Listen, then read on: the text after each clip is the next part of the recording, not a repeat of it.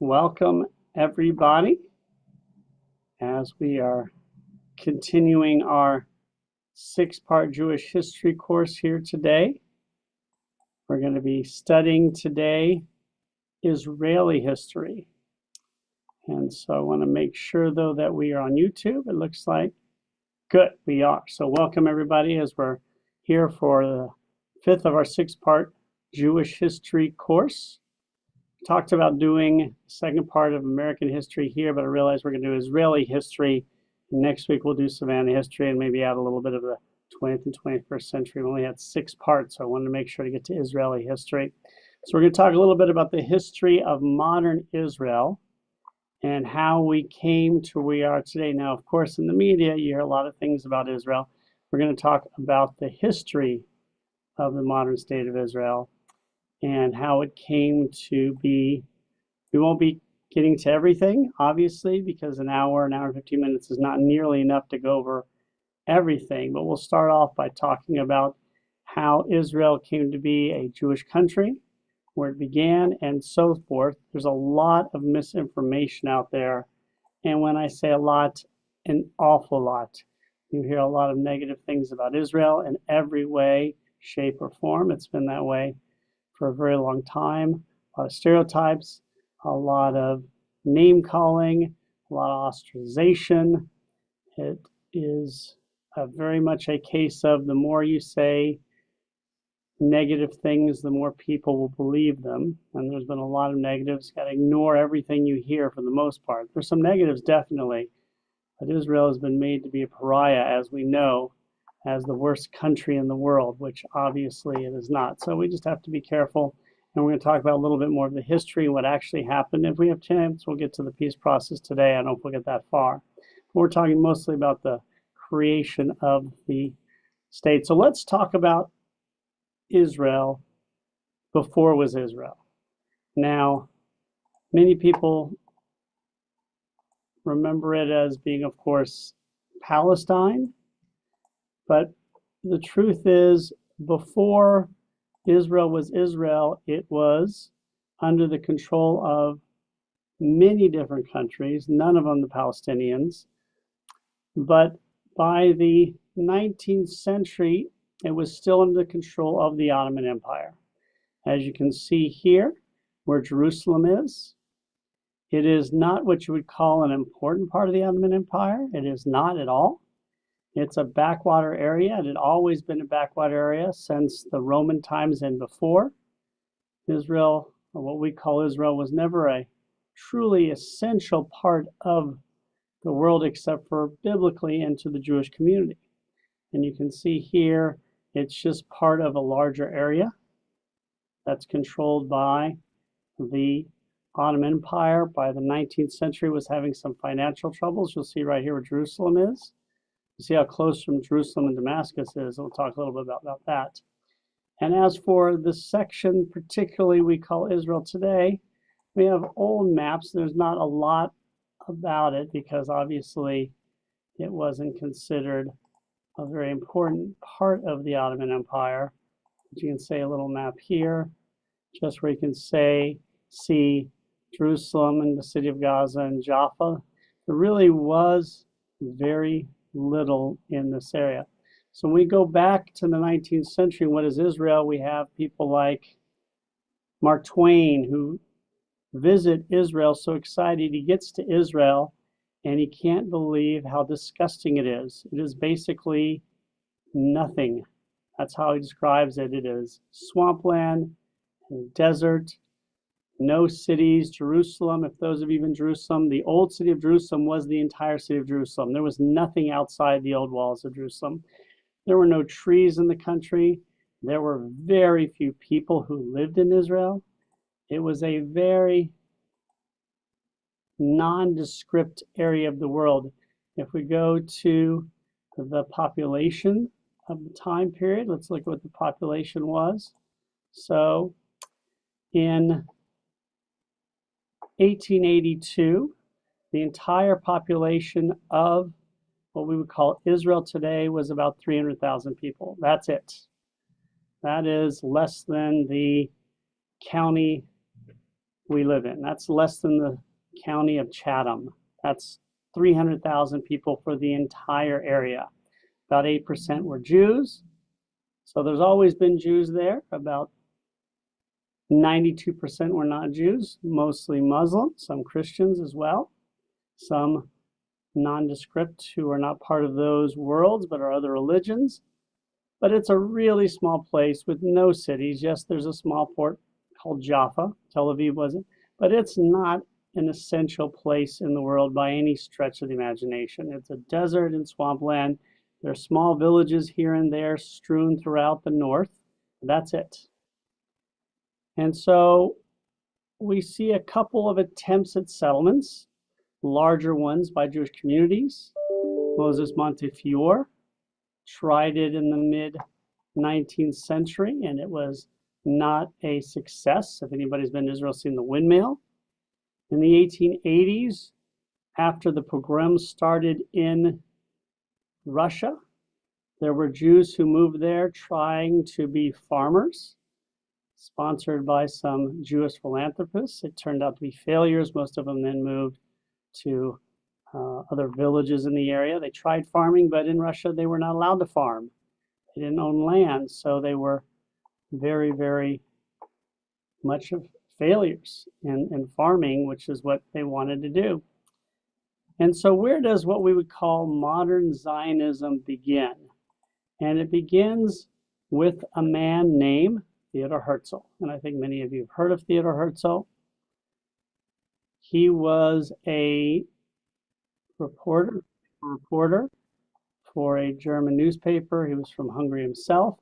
He was basically what you would say a modern assimilated Jew like many of us. He was Jewish by birth. He wasn't religious. And he was covering a big story in France. And this is, of course, the story of Alfred Dreyfus. Now, if you haven't heard of Alfred Dreyfus, he is an essential person in the history of the Jewish world, even though he would not consider himself so. He is a person who just happened to be the focal point of a very difficult time in France. So he was on trial for treason. He was a Jewish military officer. He had been framed. There was a piece of paper that was found when they were selling armaments to other countries. He was framed for it, and he went to prison. Later, when he was in prison, other notes selling these armaments to other countries were found in the same handwriting. Now, obviously, he's in prison, so it wasn't him. The officer who found this out was sent quickly to Africa, but sent a letter to a Jewish reporter who reported it. He escaped from France before he went to trial for treason, and it became a big to-do. But it became an even bigger to-do in France, where the two parties became known as the anti-Dreyfusards or Dreyfusonians and the Dreyfusonians. They were basically the anti were the group that wanted to really to have more of a strict, almost dictatorship-like country, and the Dreyfusonians became the ones who wanted more of a democracy. And it was a big shift either way. And really, it was a focal point in French history, as they could have gone either way at this point. And so during this period where there was all this strife based upon one person, again, he was just the match, really had nothing to do with him. Theodor Herzl just happens to be covering it. And of course, Theodor Herzl is Jewish. He's nominally Jewish. He's, raised Jewish, but, and he is shocked, not by the case itself, but by the fact that he sees anti-Jewish protests in the streets. Sound familiar? And they're saying terrible things about Jews, and he is shocked because this is in France. This is the most educated place in the world. This is where people are in coffee shops. This is Picasso and Marx and all the great thinkers, and Freud would be there. This is the center of the educated world And people at this time thought industry and intelligence was going to end racism and hatred. And he saw the exact opposite. It wasn't doing it, may have been even making it worse. And so what he saw was that if Jews could be persecuted in France in the 1890s, it could happen anywhere. So he decides to spend the rest of his life basically pushing for a homeland for Jews. Now, he doesn't care where it's going to be. He's not religious. He has discussions with putting it in the Uganda area with Britain. Uganda was kind of the Kenya-Uganda area today. And so he decided to host what he called the first Zionist Congress in Switzerland in 1897. So he hosts the conference, and he thinks a lot of Western Europeans are going to come. They'll kind of think about what places in the world they would want to live as Jews. But what he finds is most of the people come are Eastern European. And when he says, where should we live? They all point to their Bible, Talmud, their prayers that say Jerusalem. And so basically, they shift their focus to moving to this small little area in the Ottoman Empire. So through the help of philanthropists, some of them you've heard of them, some of them you haven't, the Rothschilds, obviously the most famous, they started buying areas of this country, or not really country, this land, because it was owned by the Ottomans, it wasn't country, and started moving and settling in. And what you can see here, and it's not a really good map, try to find a better one, is you can see areas where Jewish communities started buying land. See these green and blue areas? It's very important to see that because that's going to help determine where the partition plan is going to be years later. So you see the Jewish community starts to send Jews. Jews start moving in smaller. Excuse me, Rabbi. Yes, Ellen. No, we're not seeing the map. Oh, you didn't see the map? Mm-mm. I'm sorry. I forgot to put it up. Let me put the map up again. Here's the map I forgot to put. There we go. Thank you for telling me that.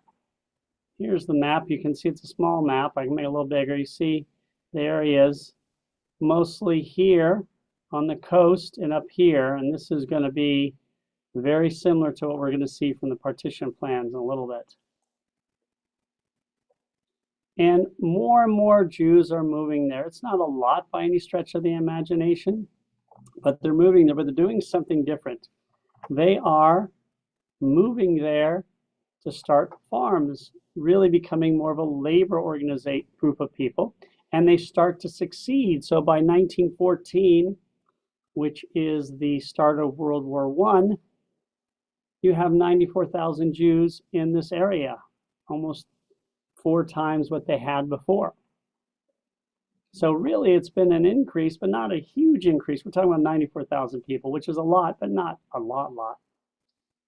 They're working the land, and that's what most are doing. They're learning new techniques. They go in and they plant trees to help them drain the swamps. That's why Israel has so many trees. They're getting people to donate money to plant trees because in the whole country, there were no trees. There were no trees in Israel. It was crazy. It was just, they didn't have them. And they start working the land, moving in small numbers. And they start the first kibbutz, Tiganya, which is, of course, a communist, socialist commune where everybody receives the same pay or the same house, the same everything. Whether you're a doctor or a teacher or you're a farmer, you receive exactly the same thing. They start and they build Tel Aviv, first modern city of this area. And as they do, Jews come in and we get what we call the second Aliyah. The first Aliyah had been that Russian groups in the 1880s. The second Aliyah is people start coming after Herzl found Zionism. Unfortunately, Herzl dies right around that time, so he doesn't live to see anything that goes on. And so they start moving, they start setting up farms, some working in cities. They work all day on the farm from sunrise to sunset, and what do they do at night? They dance and sing songs, and those songs are still songs we sing, the dances, we still dance. So it was really an interesting time. They would hire Arab marauders to protect them, but eventually they started learning to protect themselves. They brought a man named Joseph Trumpeldor who came from Russia. He was a hero in the war between Japan and Russia. Now we know most Jews who went into the military never came back. He became an officer. Became famous because in a battle he lost an arm. And so after being stitched up, what did he do? He went back into battle. And thus his legend began. He eventually was allowed to leave. He moves to Israel or Palestine, and he starts to organize these defenses of these settlements. A lot of good books on it. But of course, as this is going on, bigger things are going on, and World War I starts. And of course, that changes the game. Not much of an immigration after that for a while, because obviously it's a world war. So many of the settlers there who were Jewish decide to pledge their support to Britain because they think Britain's going to win. There are a lot of Jews in that part of the world. And so Joseph Trumpeldor organizes the Mule Corps, which is a organizational corps of supply chains. So the Jews were not allowed to fight coming from this part of the world for Britain, but they could help with the supply lines. And that's what Joseph Trumpeldor, he's famous for, like, if you were in his corps as a Jew, you kept your military uniform buttoned to the top at all times, no matter how hot it got in North Africa, where everybody else taking off their shirts, not his corps. So during World War I, they get some really good experience, obviously, unfortunately, because there's a war in organization and even in fighting. But what you also see is a leader in the Zionist cause rises. His name is Chaim Weizmann. And Chaim Weizmann is a scientist in Britain. And I am not a scientist, but he invents a new way to make dynamite, which makes him very wealthy because it's during a war.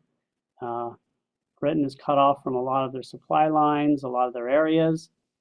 And so he becomes wealthy, and he earns the ear of some very important people, including Lord Balfour, who makes an agreement that after the war, if England wins, they will set aside an area for Jews to live. It's called the Balfour Declaration. It's the basis for the country of Israel today.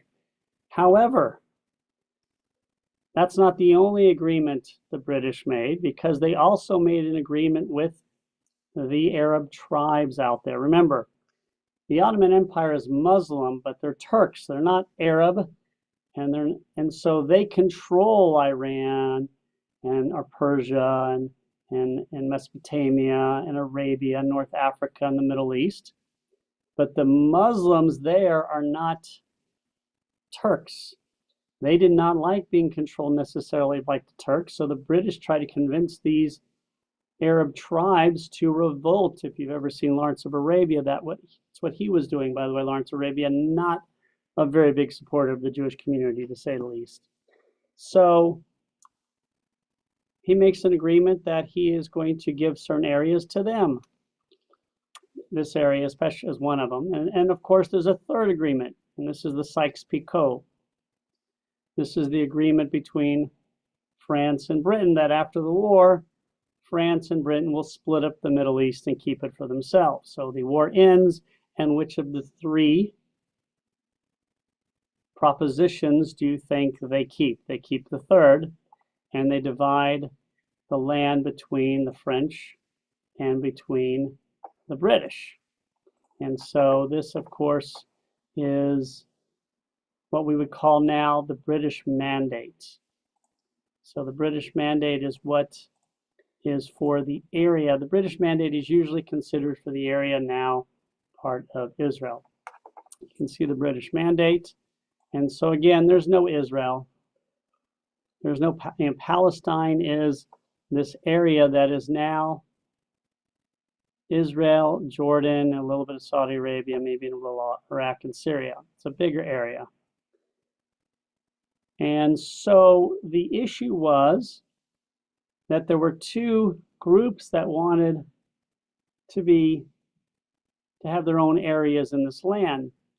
And so the British and the French kind of put puppet leaders over the other areas they control. Some of them kind of break off themselves, but Iraq, they created a country in Iran and Syria and Lebanon and even Egypt, which of course is a long-standing country, and they put their puppet leaders. But for the Palestine Mandate or the British Mandate, they put a governor.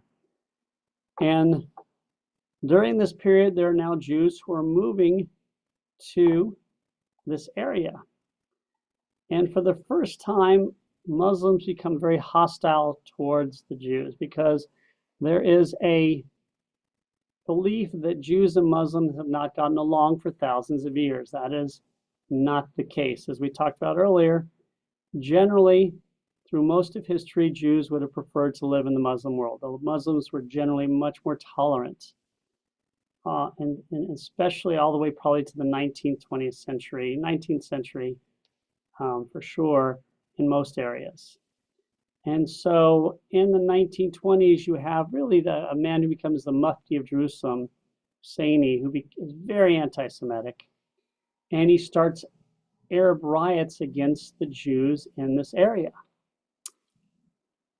And the Jews have to learn to protect themselves. He realizes that the British support him because every time there's a riot, the British come out and say, we're going to discuss it. Well, there was riots because the Arabs are upset about the prospect of Jewish people moving in, and nothing happened. So it just encouraged them to have riots, even though it wasn't all riots all the time. So every time there was a riot, the British would curb Jewish immigration. But remember, this is not a giant area. There's not a lot of people here. The British generally were much more supportive of the Muslims in the area. They're not called the Palestinians as of yet. But there were Jews moving in and starting businesses, continuing to farm. They're learning to protect themselves after Trumpeldor is killed in a man named Jabotinsky, who's kind of more radical, will start helping to lead some of the protection, and he becomes a radical. They will start the Haganah, the Israel Defense Force, which will become the IDF. And you'll have other leaders emerging, like the most famous is David Ben-Gurion. He'll be the head of the Labor Party, but also end up being head of the Haganah eventually, as the Jewish community starts to learn to defend themselves. And I will stress this, defend themselves are almost always on the defensive. They're protecting their settlements. They're protecting their people from various riots. There's some terrible ones, in some cases killing the entire town of Jews. And almost every time it happens, basically it's a slap on the wrist. At times they do try and arrest the Jews who defend themselves, like Jabotinsky. But mostly in the 20s, the Jews are defending themselves from these Arab riots, wondering what's going to happen as more and more people move there. And again, we're not talking about billions of people. We're talking about an increase in numbers. So in 1914, we talked about there were 94,000 Jews. In 1918, there were 60,000 because a lot left during World War I. After the war, by 1931, there would be 174,000. And by 1936, almost 400,000. And by the start of World War II, there will be 450,000. And we talked about the Jewish community being about 30% of the population. So as time goes on, the Jewish community continues to defend itself, continues to work the land, build cities, plant trees, develop Israel to what we're going to see there today. The defense organization splits. You have Some like Haganah that are just defensive. You have others like the Irgun, the Lehi, that are much more aggressive and will attack Muslims who are going to attack them. At times, they will even attack the British because the British are hunting down Jewish soldiers and Jewish defense leaders, and sometimes are going to hang them. And plus, because of these white papers with the limited amount of immigration, Jews are, a lot of them, trying to get in illegally. And plus, oil plays a big part in this part of the world now. As Britain wants to keep oil, they also are controlling a large area. And there's a lot more Muslims than Jews, and there's a lot of a lot of the British leadership aren't probably so supportive of the Jewish community for various reasons. And so you see this area not completely destabilized, but you're seeing a lot of issues going on where the governor really is not enjoying himself. But what we see also is that the Jewish community, or the Yishuv, which it's called, will start a Moshav, they'll start the Jewish Agency, they'll start Technion, the first Institute of Technology in Haifa, Hebrew University, and we'll see the Etzel, or the Irgun, and the Lehi, a part of it, also the underground. So you'll see all of these things happen. As I mentioned, the 1929 massacre of the Jews in Hebron. And you will see the Lehi, which I think is actually formed later. I apologize. Lehi is formed after World War I starts as a strike force. But I got confused. I apologize. But you'll see this going on.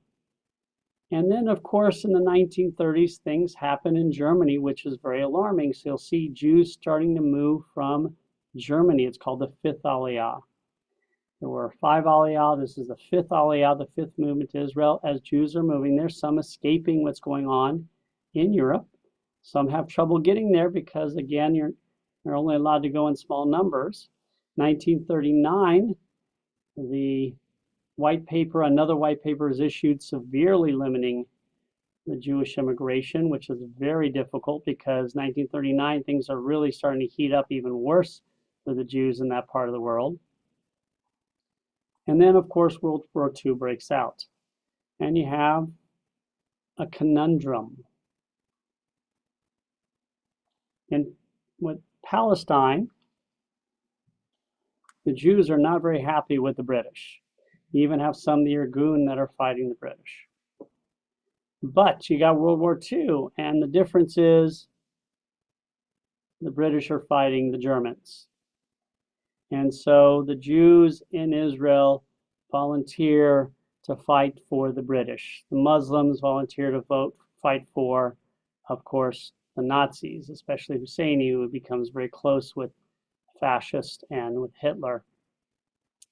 And the Jews fighting, including the Lehi, get a lot of experience. Some of the Jews even parachute behind lines. Of course, Hannah Senesh, the most famous one, she wrote many songs because they speak the languages in Eastern Europe. And so after World War II ends and Britain wins, the Jewish Brigade comes back, everybody comes back, and a lot of the Jews probably think that they're going to be treated pretty well by the British because they fought for them. Well, the opposite is true. The British become even harsher in many ways on the Jews because they are broke. They're going to lose assets around the world. They're going to lose India, China, Middle East, parts of Africa. They're going to lose all their international holdings, basically, and they're holding on tight. And so they blockade Israel and don't let Jews move there. Now remember, this is after World War II, where you have all of these Jews in internment camps. And so Many of them are hopping on boats to come to Israel. And of course, they get into the Mediterranean. They're stopped by the British.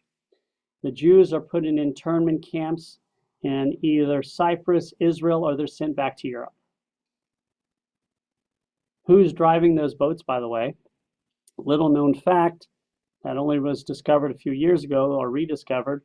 Most of the boats were bought by the Haganah, but they needed, they're buying old boats, whatever boats they can get on. They just need to get people from Europe to Israel. It's not that far comparatively, but they need pilots. They don't have anybody who knows how to pilot a ship, so they get American naval pilots who have served in World War II and decide to stay a little longer to help drive these Jews to Israel. So they drive the boat. The British stops the boat, sends the Jews into internment camps, but of course the American soldiers are not going to do that to them, so they just send them back to Europe.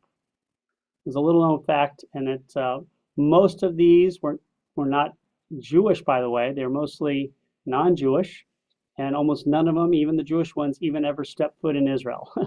They were just doing a good deed. So British starts to get bad press over this. Many of you have read the book Exodus, or seen the movie with Paul Newman, and yes, he is a good-looking Jew, as Adam Sandler says. And they don't know what to do because they've got these violent Muslims there, these Jews who want their land, are escaping Europe from death camps. Everybody in the world has heard about the Holocaust now. This is before all the Holocaust deniers came out. And they have a great idea. They're going to give it to the UN because they know the UN is divided and would never be able to make a decision on it. And so they give it to the UN, and the UN proposes a partition plan to be voted on. Now, it's based upon this partition plan. So in the 30s, Britain had a partition plan created by the Peel Commission. They never used it. But as you can see, the purple was going to be the Arab country, and the orange would be the Jewish country. So it was never used. So when they say Peel Commission, it was never voted upon. It was just what this commission, gave as an idea. However, the UN partition plan is going to be voted on. And so the UN partition plan is going to, and I use this map especially because you're going to see how incorrect what you see at the bottom is. So this is the UN partition plan on the left. Now, it looks like the Jewish community gets a lot more because they get the blue, right? Except for everything south here is complete desert, so it's uninhabitable at the time. So this gray area is really the nicest area in this part with, of course. Now, why did they partition it this way? Go back to the original map I showed you. It's because Jews bought most of this land from the Ottomans in the late 19th and early 20th century. So they had already bought this land. That's why that was positioned, and this bottom part was just the Negev. So so the Jewish community would get this little sliver here, this little sliver here, this little sliver here, and the Muslims there would get this area, and this area. Now, as you can see over here on the right, the purple is the land that the Jewish community won in the war. So what they won in the war was a larger area than what they were given during the partition plan. So if you look down here, you everybody see this down here? territory seized by Israel beyond the area for the proposed Jewish state. They make it seem like they took it, but what we're going to see is the Muslims turned down the partition plan because they knew if the Jews said yes, the other Muslims were going to come in and kill all the Jews and they would get their own land back, which would have never happened because the other Muslims coming in would have never given this land to them. So in 47, though, nobody thought the partition plan would pass. England expected it to be rejected by the UN, and they'd give it back to England. Very simple.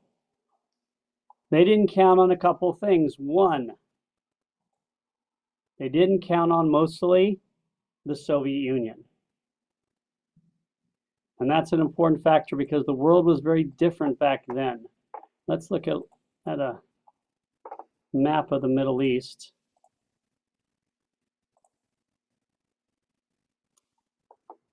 Russia is way over here, Soviet Union. They do not have access to the Mediterranean. At this time, England still was the dominant power in this part of the world, even though these countries are going to break away. The Soviet Union was not the backer of Iraq, Iran, Syria, and all these countries that we knew later on at this time period yet. They see this little Jewish country here and they realize, one, there are ports, however small, to the Mediterranean. Number two, who are a large percentage of the Israelis? Where do they come from? A large percentage come from Russia, Mother Russia. And number three, these Israelis had created something called a kibbutz, which you saw all around the country, lots of kibbutzim.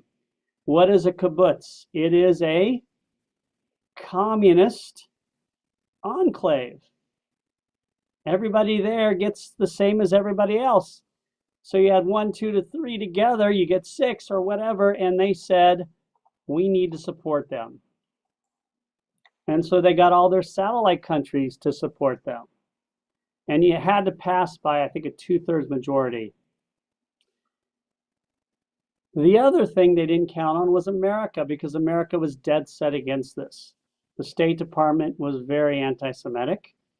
Truman had had it up to here with all of the leading Jewish Zionists in America who kept bothering him all the time.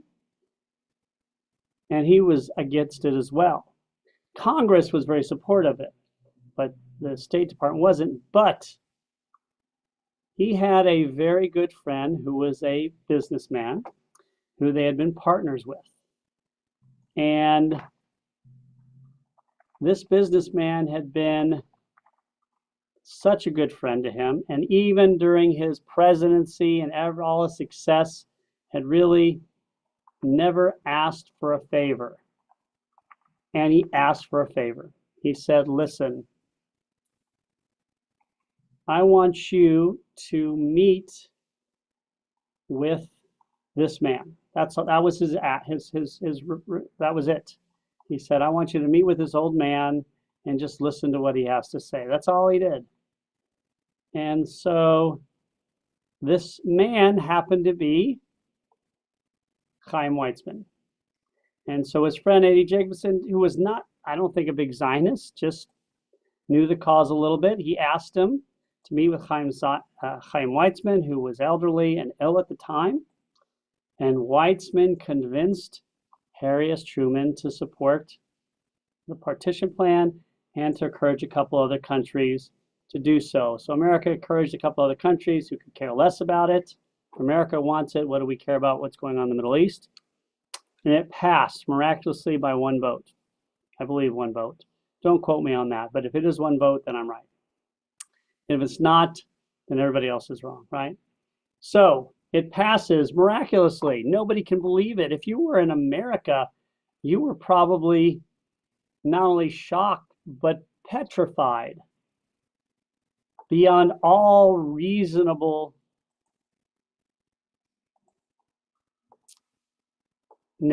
How's that? Because you know the odds are not in your favor. Because the minute Israel declares a country, they're going to be attacked by everybody. Iran, Iraq, Syria, Jordan, Saudi Arabia, Lebanon, Egypt, maybe even others like Libya, maybe even Morocco might send people. Look how tiny Israel is. And remember, most of it is desert where people don't live. Now, today it's the size of New Jersey, but the area that was habitable was about the size of Rhode Island back then. It was tiny, tiny, and there was very few people there. And so everybody was encouraging David Ben-Gurion, the presumed leader, the head of Haganah, that they should not do it. But on the last day in May, on May 14th, 1948, I believe it was the last day or one of the last days before the partition plan would become nullified, he proclaims a country. And if you're in America or in Europe and you're Jewish, you're thinking these people are in real trouble. Like they're going to be massacred. Be lucky if anybody survives. So they go to war against these 7 countries. And no one thought Israel had a chance. They are outnumbered more than 100 to 1 easily. All the munitions in Israel, England gives to the Muslims.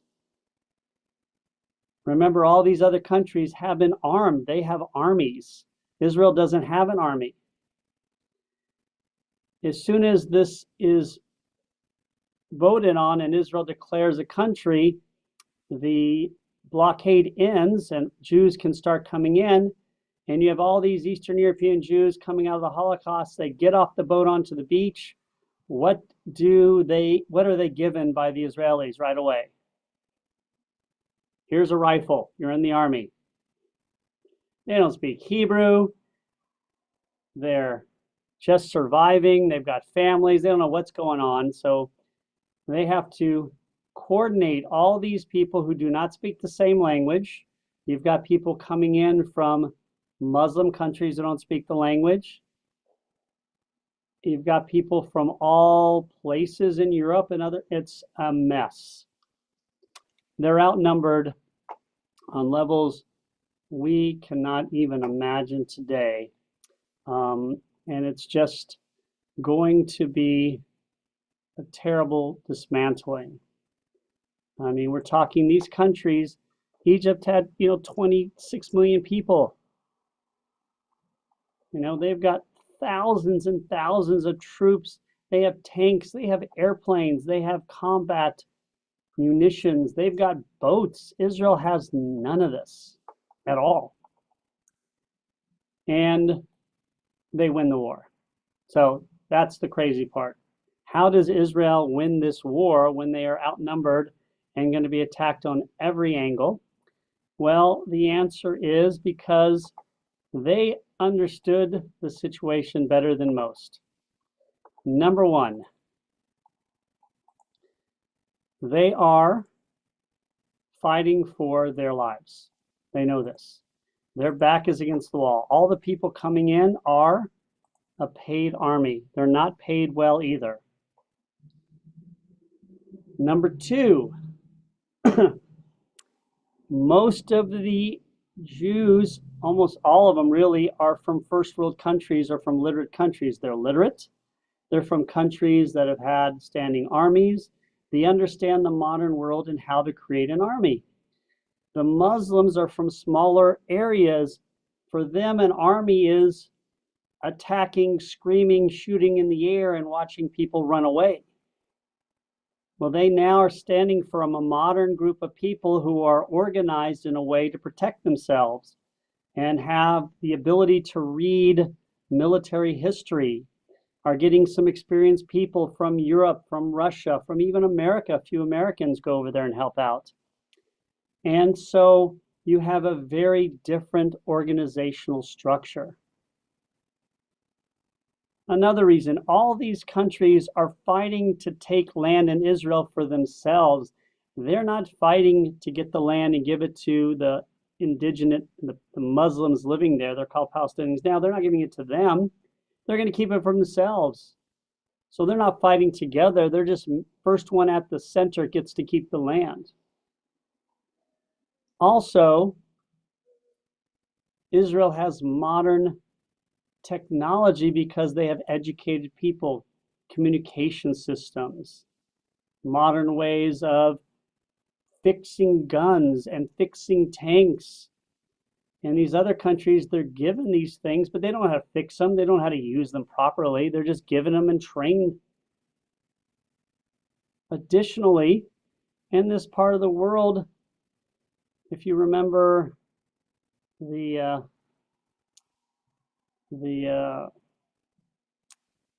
we went into Iraq under Bush 2, and it's kind of like what was going on in Japan in World War II, where the people on the radio, on the national radio, they would talk. They're basically propagandizing. No matter how easily American troops are going through the Iraqi troops, on the radio you're hearing the Iraqi troops are defeating the Americans. They're beating them back. It's a rout. All the Americans are being killed and running for their lives, even as the Americans are coming to the door of the radio station. And that was kind of what they were doing in the Muslim world, this bragging, oh, we're winning the war, we're defeating everybody. It's almost lying, but to them it's not. It's just the way they did things. It was bragging. So Jordan would be going here saying, we're winning, we're defeating the Israelis, we're killing them all. And Egypt would be rounding the corner thinking it's Jordanians there, and it would be the Israelis waiting for them. Israelis used every tactic, from spooking the Egyptians with ghosts, convincing them to leave their tanks and running home.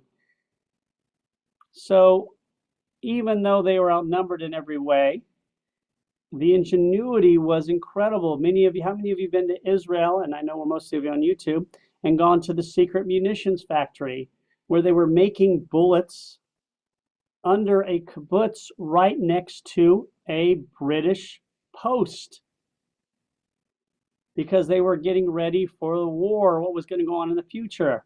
It was illegal. They would have been all arrested. But they wanted to work and make bullets all day and night, but they couldn't do it because it was making too much noise. So what did they do? They built a laundromat on top of their bullet factory. And when they realized there was not enough laundry in their kibbutz, they went to the British military post and said, we would love to do your laundry. And so they're doing the British laundry as a way to make noise so they can make bullets right beneath them. It's really, if you haven't been to Israel, I always make sure we go there whenever I lead a tour because it's so interesting. So Israel wins the war. There's a lot of tough fighting, mostly between Israel and Jordan. That does a little bit better than everybody else. Jordan controls mostly Jerusalem, which is on a mountain. There are Jews fighting the Muslims hand to hand, even in the city. There's only one road into Jerusalem, and it goes right past the fort called Latrun, which the British gave to the Muslims. More Jews died trying to take that fort than anywhere else in the war. They couldn't take the fort, so there was no way for them to get into Jerusalem. But Ben-Gurion really wanted Jerusalem. But as the UN was going to come in for the armistice, the decision by the UN was that if you can't rearm yourself, we're going to escort you out of the area.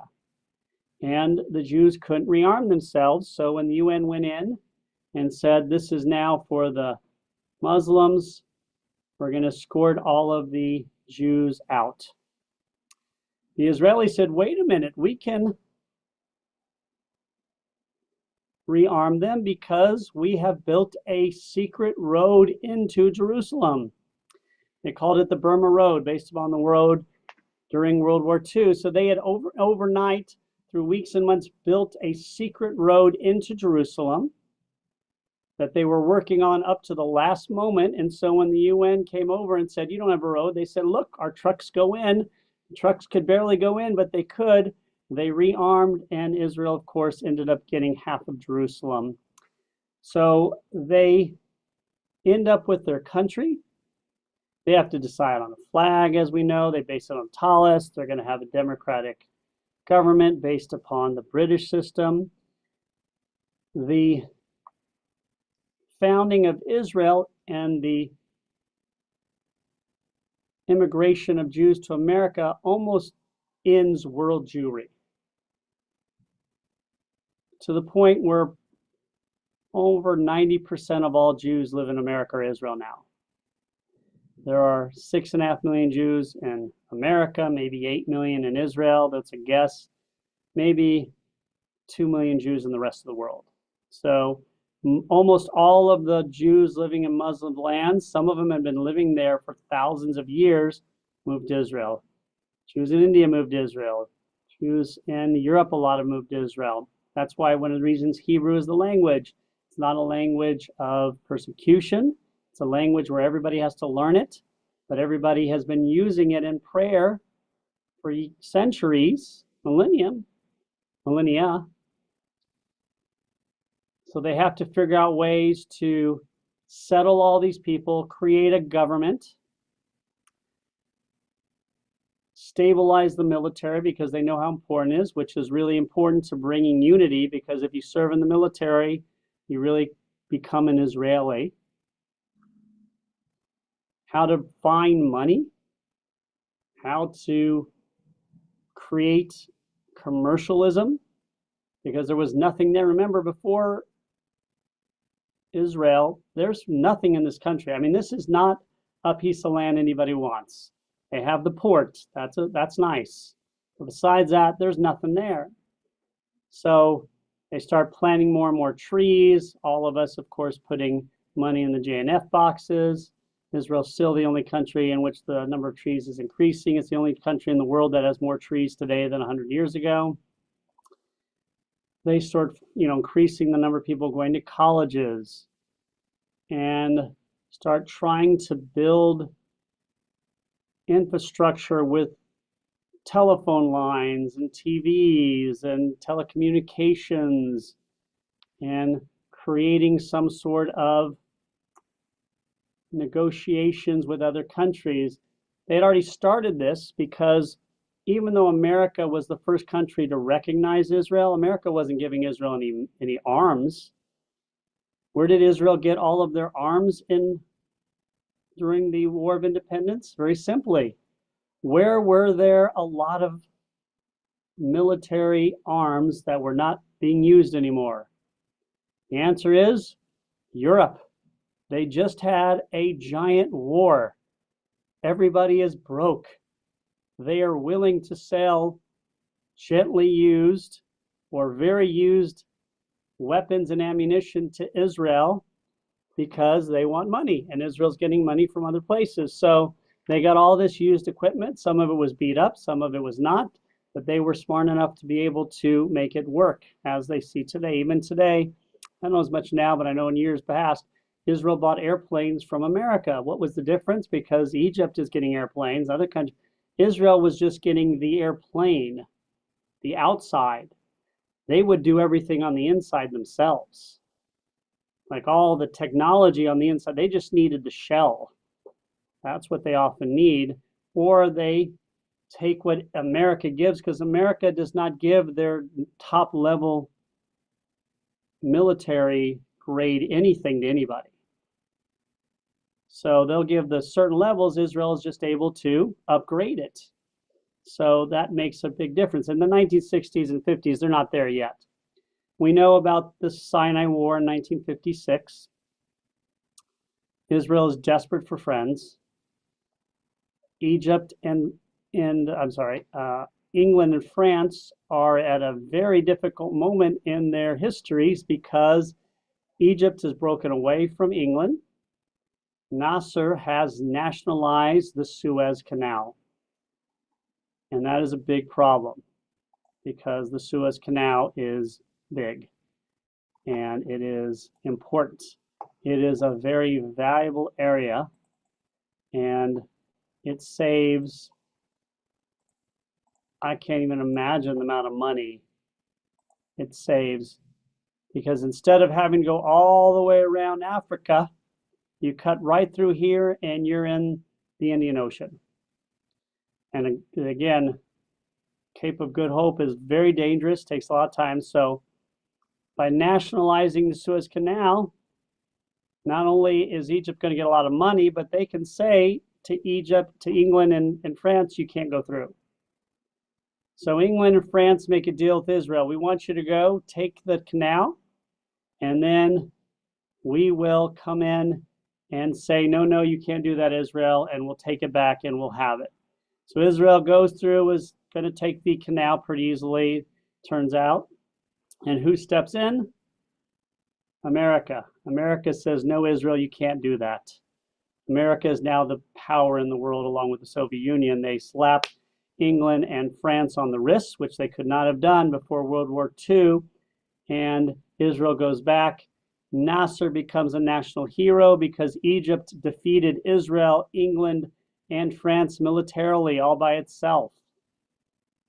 If you go to the museum in Egypt, that's actually what it says. And when reality is a little different. In the 60s, of course, Israel develops the nuclear device in Dimona as more and more Israelis start to enter into the military. Now, what's really interesting about the atomic power in Israel is having nuclear weapons is only worthwhile if what? If other people know you have it. It's a deterrent. So Israel has developed this technology in secret. So it just so happened that somebody escaped from the Dimona reactor, made his way to England and published the reports that Israel had become a nuclear power.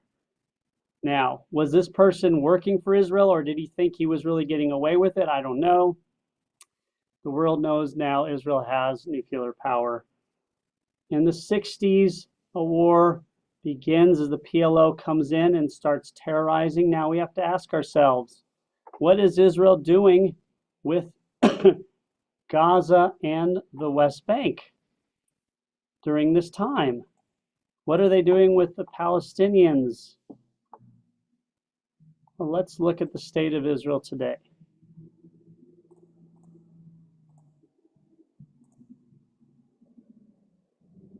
The West Bank is called the West Bank because it's on the west of the Jordan. The Gaza Strip is here. Israel does not control this area. Egypt won or kept the Gaza Strip after the War of Independence, and they stuck all the Muslims from this area there. Jordan won the West Bank and stuck all the Muslims there. So the Palestinians who claim that the Israelis stuck them there are not telling the truth. They were put there by the Jordanians and by the Egyptians. Now, during the war, you will see that the Palestinians say the Israelis kicked us all out and put us in the West Bank. Some of that is true. It did happen. It's in the middle of the war.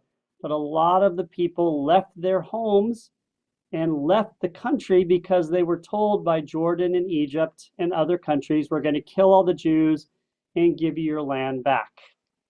Well, guess what? They lost. And Israel said, you can't have your land back when you want to come back because they just won the war. And that is, so it's a mixture of both that happened. So the Palestinians, as we call them, were put into the West Bank and Gaza and treated horribly by the Jordanians and the Egyptians. There was an uprising against the Jordanians by one of the areas and you don't hear about it too much because all you got to do is go in and kill everybody and there's no more of an uprising. It's a lot easier that way. This leads us, of course, to 1967. 1967, Israel learns through their intelligence system, which had proven very good in later years, except for two major instances, one came last year, that all these countries were preparing to attack again, which was true. And so right before they attacked, Israel attacked them. Israel took the entire Egyptian Air Force out while it was on the ground, and in 6 days, these invading countries were defeated. That's why it's called the Six-Day War. Israel ended up with keeping the West Bank, keeping the Gaza Strip. They also decided to keep the Sinai as a buffer between them and Egypt. And they kept the Golan Heights, which was, you can see here how big the Sinai is. The Sinai is almost twice, maybe even twice the size of Israel. And they took the Golan Heights up here because Syria was on these mountains just shooting at any Israelis down there. And when the UN came and said, you have to give it back, because the UN always, when the UN comes in, they tell Israel, you have to give something back, but they never told the Muslim countries they'd ever give anything back. Israel said, no, UN. And UN said, you had to give it back, and Israel said, no.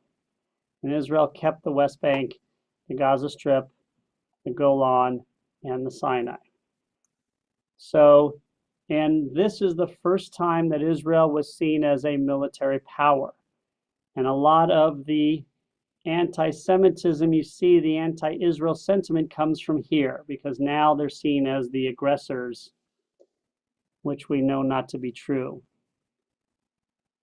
So after this, there was still what they call war of attrition between Egypt and Israel. Cross-border, Egyptians would send people over and Israelis would stop them. You still had the PLO committing terrorist attacks. And then we have the 1972 attack and the killing of the Olympic athletes and their coaches. And then a seminal moment in Jewish history in 1973. It is the first time Israeli intelligence fails at a level like this. They misunderstand the situation, thinking that all these countries are on training exercises and Israel's attacked on Yom Kippur. And Israel almost loses.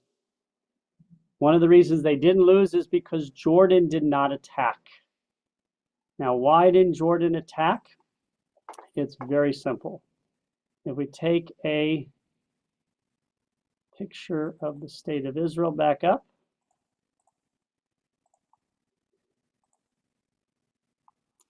Jordan is right next to Israel. It's a much larger country. However, I'm going to use my technology here, skills. Almost all Jordanians live right here because this area on the west of it, and on the east of it, is desert. So, if you notice, that means all the Jordanians live right on the border with Israel. And they just don't want to mess with Israel because they're so close. Their whole population is right there. Most people don't realize that Israelis and Jordanians are closer than maybe some people, us in Statesboro. And so they don't attack. Also, Syria is a little hesitant because they think they're falling into a trap. They can't believe that they catch Israel so off guard. There's only one tank unit in the entire north. And so they hesitate in giving Israel enough time to get the troops and back up there. Also, Richard Nixon sends airdrops to help out as well. So Israel wins the war, and after the war they go back, and they're back in, they go all the way to Damascus and into Egypt as well. In reality, they win, but in reality, the aura of invincibility is over, which turns out to be a good thing in a way. Of course, Golda Meir is going to eventually lose power. We're going to see a change in the entire political system from 1948 until 77 or 78, when Yitzhak Rabin steps down. One political party is in charge of Israel. The Labor Party is in control from 1948 till 1977-ish. So for 30 straight years, Ben-Gurion's party's in power until Menachem Begin will win, which is, and Menachem Begin was the heir apparent to Jabotinsky. He was a radical. One of the ways Israel kept cohesiveness was Ben-Gurion said to the Irgun and to any of these other radical groups, there is only one army, because they all wanted to keep their own armies during the War of Independence. He said there's one army. They said no. So when a ship came in with lots of ammunition and lots of arms for the Irgun, I believe, what did Ben-Gurion do? He bombed it. Accidentally killed somebody. They didn't realize somebody was on there. So he said, we're going to live or die together. There's no arms for you or us. It's just one. And so Begin becomes prime minister, and he was this radical militant who had been the leader of the opposition party for 30 years. And what happens? Anwar Sadat, who is now the hero of the Muslim world because he defeated Israel. This is really one of those interesting things. He defeated Israel in the Yom Kippur War, except they actually lost the war. I mean, in the end, they ended up in the exact same place they were. They didn't get any land, but it was the aura. He made peace with Israel. He is the bravest man out of all these people. He had to know there was a good chance he was going to be assassinated. He makes overtures, and Israel makes peace. Again, Begin. If Begin decides they can make peace, we can trust Begin because he has been so radically against them for so long. Israel and Egypt make peace, Camp David Accords. That peace is held for 45 years now.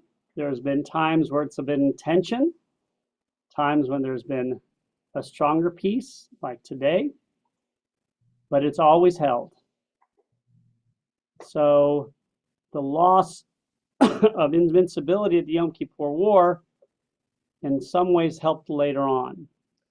Israel gave back the entire Sinai to Egypt. Egypt would get billions of dollars. At one point, they were getting more money from America than any other country except for Israel. And remember, the money Israel gets, they pay back to America, and they have to invest in American companies. So all that money that goes to Israel, they invest in American companies and they pay back. So Egypt gets billions of dollars, gets the Sinai, and what did Israel get? They got a piece of paper that said peace. That's all they got. And it was the best deal they ever made because there has been peace ever since.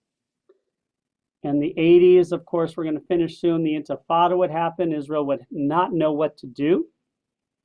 The Intifada started with kids throwing rocks. It was really legitimate. Israel thought when they took the West Bank and Gaza that they treated the Palestinians better than the Egyptians and the Jordanians, which they did. They got them jobs in Israel, set up more educational opportunities, weren't as harsh with them, that they would be appreciative. But of course, nobody likes to have somebody in charge of you. So these kids started the uprising. It's only when Yasser Arafat goes in and takes over that it becomes political and corrupt. And he takes it over All the billions of dollars that go to the Palestinians, of course, would go into his pocket. Israel would make peace with Jordan in the 90s because of the fall of the Soviet Union. The Soviet Union was no longer sponsoring Syria, which kind of held dominion over Jordan. And without the backing of Russia, of the Soviet Union, Jordan felt strong enough to have peace, which they have peace now with Israel. It's a strong peace. The last year, of course, it's been a lot more tension. And then, of course, Israel entered into peace negotiations with the Palestinians, which did not work out. And this is the fact that most people forget. Israel was willing to give up a lot. At one point, they were willing to give up the entire Gaza Strip, 97% of the West Bank, autonomy in Jerusalem, and Arafat went to war with Israel instead of negotiating because Arafat never wanted to make peace. Every American president felt like he was fooled by Arafat. Why go to peace when you're making millions of dollars, billions of dollars? After he died, the leadership of Fatah went to his widow to ask for their money because she said no, and she kept all the money. Talking billions of dollars she kept. They had, it's like if, God forbid, the president of the United States dies, and I'm only saying a man because they've only been men so far, and we go to the first lady after he dies and say, Mrs. Biden, can we have America's money now? And she says, no. That's what happened. So today, when we look at what's happened, Israel has made inroads in making peace with Saudi Arabia, United Arab Emirates. That's why what happened on October 7th happened. Palestinians saw the Saudis were going to make peace with Israel. They were going to lose their standing. Israel is not in the peaceful mood right now. They have gone the other way, mostly both sides. They're left and right. Very few people feel like they have a partner, especially after October 7th. But even before that, Israelis feel like they've been given a lot of options. The Palestinians could have had their own country in the 90s, in the 40s.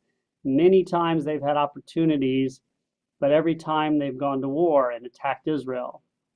And they also know, the Palestinians, that the world is on their side in many respects, and they live on this anti-Semitism.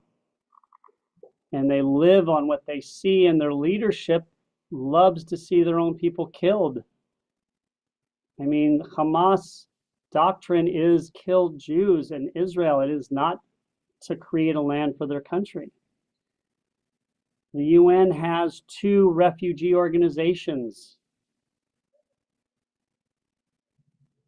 According to the UN, a refugee is a person who was kicked out of their home for 5 years, except if you're a Palestinian. There's a refugee organization in the UN for the world and a refugee organization for the Palestinians. If you're a Palestinian, you are a refugee for life. That means you get money for life, millions and millions of dollars for being a refugee. That will end if you're no longer a refugee. That will end if Hamas has to have a country. It becomes a lot more problematic. So this is where we're at now. Whether you agree with how harsh Israel has been in Gaza, that is definitely obviously a debate. Whether you agree with Hamas is not. They are terrorists who find themselves supported, ironically, by college students in America, which is the greatest irony in the world today. Israel was getting to a very good point, ironically as well. You have to understand, if you live in the Middle East or in Mesopotamia or Arabia or North Africa, and you're a Muslim country, there is only one issue. There's only one issue in the Middle East. That's it.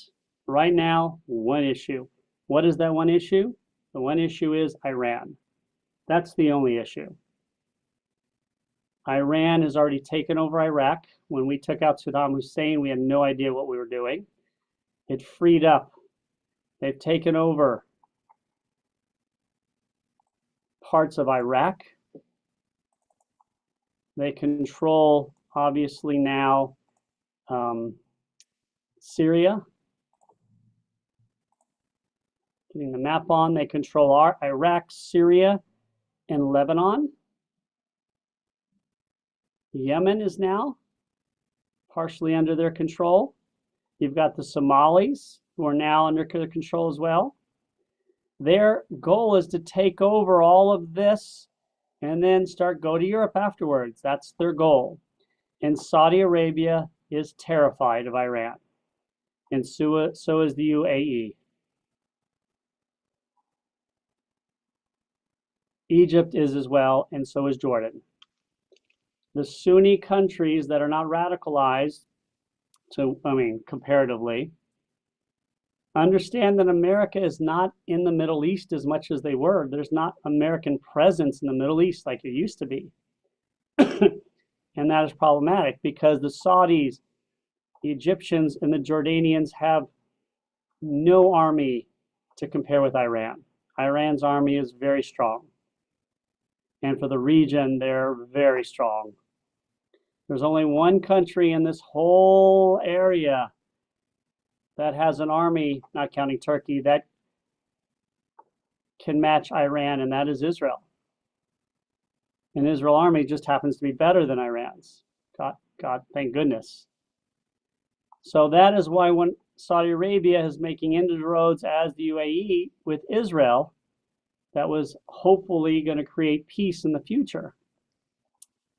Because the Palestinians need to be at war and they need these countries to be agitated with Israel, because if they start making peace, they're going to lose their benefactors, their supporters. And peace is not good for business if you're a terrorist organization. So Israel right now, of course, is at war with Hezbollah. What is the whole Hezbollah organization? Is killing Jews. Why are they killing? Well, we support the Palestinians. Well, they don't support the Palestinians. None of these countries support the Palestinians with food or money or hospitals or education or roads. They only support them with rhetoric and arms and maybe concrete. The UN, the world gives them money, and that money goes into the pockets of Hamas and Fatah. The money does not trickle down.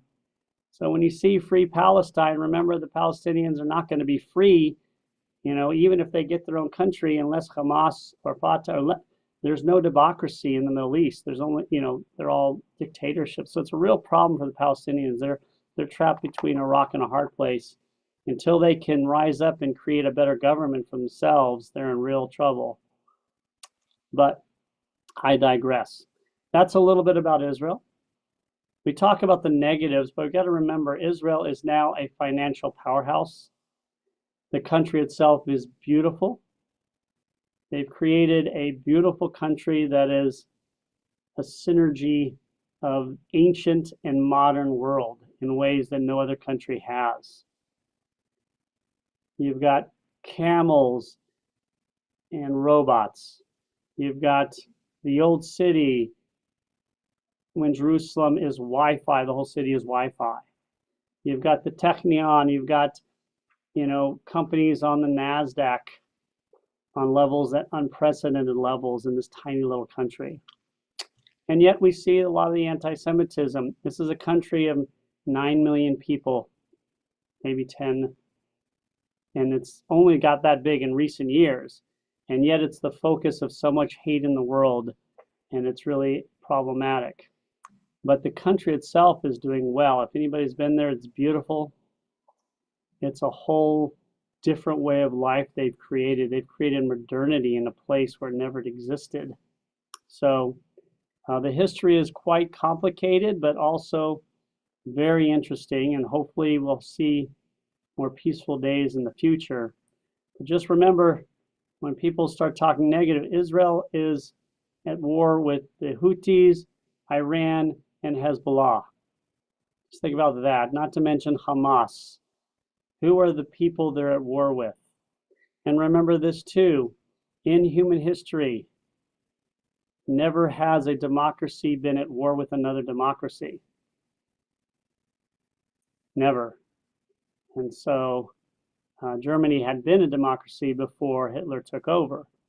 So it's still incredible that Israel's there. We have it. We never had it before, whether you are supportive of what's going on to one level or another. Again, as I say, it's fine to criticize Israel. I criticize America all the time. I criticize my Dallas Cowboys even more. But that doesn't mean I don't support them.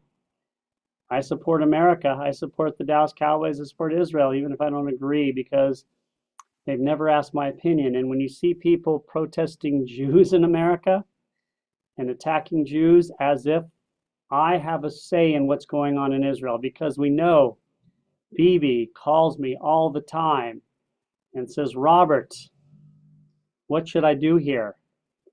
I'm leaving the decision to you. And he calls American Jewish college students to do the same. As I mentioned, he calls American comedians like Jerry Seinfeld to do the same. He calls American actors and CEOs to do the same. So when you see all this anti-Israel, remember it is really anti-Semitism. Legitimate criticism of Israel is fair game. If you're going to be a democracy, you got to take the criticism. Criticizing its right to exist is not. So again, next week we'll talk a little bit about Savannah history. We'll put a little of American history in it as well as we conclude. Thank you very much. Sorry if I got on my soapbox there for a few minutes. And again, I want to make sure that more than half of, almost, I think, more than half of the Jews live in the world live now in Israel. And we want to make sure that even though we're so different in many ways, that we still show support. So have a good one. Any questions before I conclude? I answered them all. Yes. Yes, I did it. I did it. We did it. So we'll see you next week for our concluding chapter. And I hope everyone has a wonderful, wonderful day. Oh, by the way, just in case you're wondering, there's a small event on Sunday from 11 to 4, the Shalom Yah Jewish Food Festival, which if you live in the area, you are required by Jewish law to go to. And the area means anywhere that's considered the South. So if you're in DC, maybe not, but certainly parts of Maryland, parts of Virginia, all of North Carolina, South Carolina, Tennessee, Florida, at least the north parts, Louisiana, Alabama, Mississippi should be here on Sunday. So get here early, especially if you want a tongue sandwich. 11 to 4 on Sunday. Stay safe.